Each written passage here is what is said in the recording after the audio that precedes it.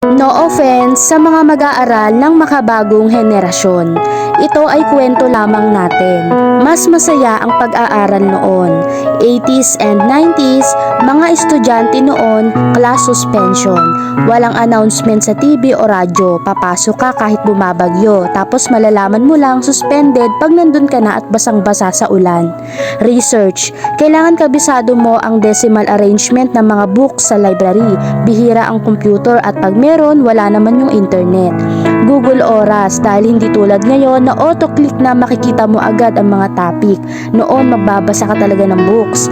Report. Kailangan may handa kang Manila paper at pentel pen. Dapat gandahan mo din ang sulat para maintindihan ng kaklase mo.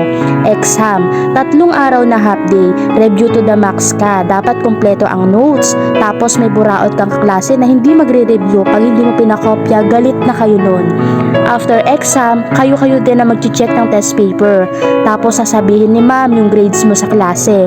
Proud syempre pag mataas ang score mo. Lunch break. Tiyak puno ang kantin o hindi kaya masarap ang luto. Kaya lalabas ka ng school para maghanap ng mura na pagkain na pasok sa budget mo. Ang layo nun, parang umuwi ka na sa bahay mo. Free time. Kung hindi nagchi-Chinese garter ang mga babae, yung mga lalaki ay nagsisipa o kung ano ang usong laro. Sarap lang balikan ng alaala noon. Walang gadget pero masaya.